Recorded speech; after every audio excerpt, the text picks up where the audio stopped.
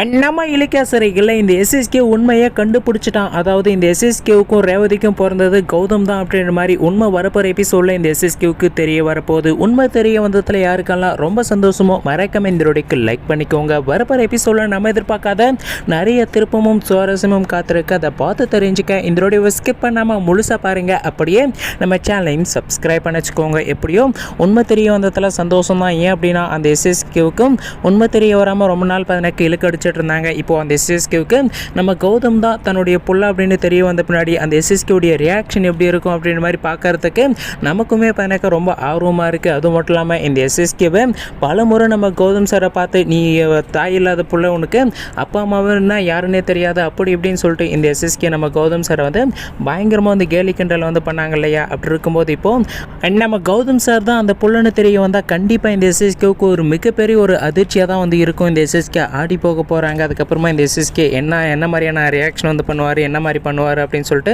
பார்க்கறதுக்கு நம்மவுமே எனக்கு சுவாரஸ்யமாக இருக்கும். இன்னொரு பக்கம் இந்த விஷயத்தை அந்த ஆசிரமத்தோடைய மேனேஜர் நம்ம இலக்கியக்கிட்டே கால் பண்ணி சொல்லிடுறாங்க. இப்படி தான் அந்த எஸ்எஸ்கே வந்திருந்தாங்க, விசாரிக்கிறதுக்காக வந்திருந்தான். அவனுக்கு எப்படி தெரிய வந்ததுன்னு தெரியல. ஆனால் கேட்டால் நான் எதுவும் கொடுக்க முடியாதுன்னு சொல்லிட்டான். எனக்கு என்னமோ டவுட்டாக இருக்குது, அவன் வேறு மூலிமா கண்டுபிடிக்கிறதுக்கான வாய்ப்பு இருக்குது அப்படின்னு மாதிரி சொல்லிட்டு நம்ம இலக்கியக்கிட்ட தகவலை சொல்லிடுறாங்க. நம்ம இலக்கியாவுக்கு ஷாக்காக இருக்குது. இன்னொரு பக்கம் அந்த எஸ்எஸ்கேவுக்கு அந்த டாக்குமெண்ட் கிடச்சி நம்ம ரேவதி அம்மாவுடைய பேப்பரை எடுத்து பார்த்துட்டு இருக்கான். அந்த பேப்பரில் கண்டிப்பாக இருக்கும் நம்ம ஜானகி அம்மா கிட்ட தான் தத்து கொடுத்துருக்கேன் அப்படின்ற மாதிரி இருக்கும். அதை பார்த்து அந்த எஸ்எஸ்கே உண்மையை தெரிஞ்சிக்க போகிறான். இன்னொரு பக்கம் இந்த அஞ்சலி நம்ம கௌதம் சார்கிட்ட கையெழுத்து வாங்கிறதுக்காக மறுபடியும் வேற ஒரு பிளான் போட்டிருக்கிறதா சொல்லி ஏதோ சொல்லிட்டு இருக்காங்க. கண்டிப்பாக இந்த அஞ்சலி தலைக்கீழே நின்று தண்ணி குடித்தாலையும் அந்த பேப்பரில் நம்ம கௌதம் சார் கையெழுத்து போட போகிறதே கிடையாது. இன்னொரு பக்கம் நம்ம கௌதம் சாரும் நம்ம இலக்கியாவும் நம்ம ஜானகி அம்மாவுக்காக அந்த சாலி செயினை மீட்டு கொண்டு கொடுத்தாங்க இல்லையா? அதில் நம்ம ஜானகி அம்மாவுக்கு ரொம்பவுமே சந்தோஷம். இப்போது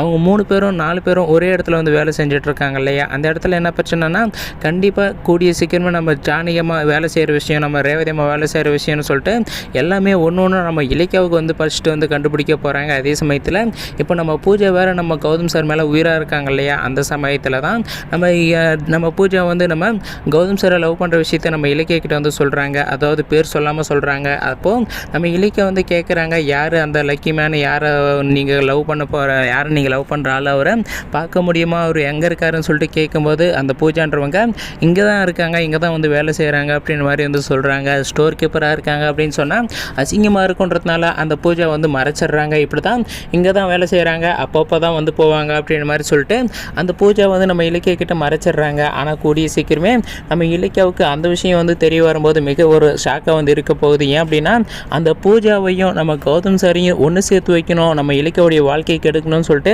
ஒரு பக்கம் அந்த அஞ்சலி சும்மா இல்லாமல் மிகப்பெரிய வேலை செஞ்சிட்ருக்கா இல்லையா? அதனால் நம்ம கௌதம் சாரும் நம்ம இலக்கியம் எனக்கு சும்மா இருந்தாலும், நம்ம கௌதம் சாரும் அந்த பூஜா சும்மா இருந்தாலுமே இந்த அஞ்சலி சும்மா இருக்க போகிறது கிடையாது. இந்த அஞ்சலி நம்ம பூஜாவை எப்படியாச்சும் உசுப்பேற்றி நம்ம கௌதம் சாரை கல்யாணம் பண்ணிக்கோ அப்படின்ற மாதிரி சொல்லிட்டு பயங்கரமாக உசுப்பேற்றி எனக்கு ஊதி விட போகிறாங்க. அதனால் இந்த பூஜாவும் நம்ம கௌதம் சாரை அடையணும்னு நினைக்கிறாங்க.